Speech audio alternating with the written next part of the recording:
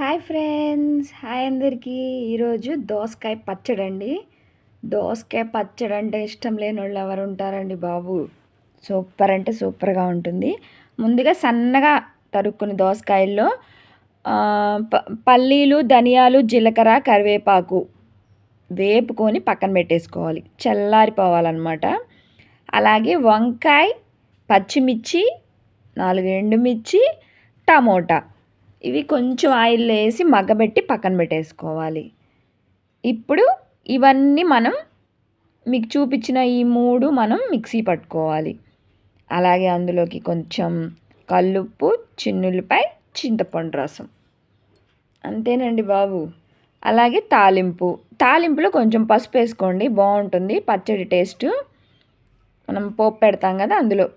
ఇప్పుడు మనం ముందుగా పల్లీలు వేసుకోవాలి పౌడర్ లాగా. ఆ తర్వాత పచ్చిమిరపకాయలు, టమాటాలు మగ్గబెట్టిని మిక్సీకి వేసుకోవాలి. ఇలా మిక్సీకి వేసుకొని మొత్తం మనం మిక్స్ చేసేసుకోవాలి. ఇలా ఎవరైనా చేయడం తెలియకపోతే ఇలా ఒకసారి ట్రై చేయండి. సూపర్ అంటే సూపర్గా ఉంటుంది పచ్చడి. ఒకసారి ట్రై చెయ్యండి నా మాట విని. పల్లీలు వేసుకుంటే అసలు ఆ టేస్టే వేరండి పచ్చడి. ఒక్కసారి తిన్నారంటే అస్సలు వదిలిపెట్టరు.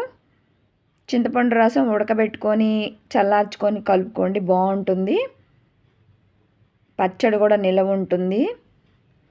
ఇలా మొత్తం మనం మిక్స్ చేసేసుకొని ముందుగా మీకు చూపించిన తాలింపు కూడా ఇందులో వేసేసుకొని బాగా మరింత కొత్తిమీర వేసుకొని పచ్చడి వేడి వేడి అన్నంలో తింటుంటే ఉంటుందండి. సూపర్ అంటే సూపర్ దోసకాయ పచ్చడి.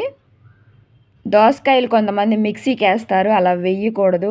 సన్నగా తరుక్కోవాలి, బాగా సన్నగా. నచ్చితే వీడియో లైక్, షేర్, సబ్స్క్రైబ్.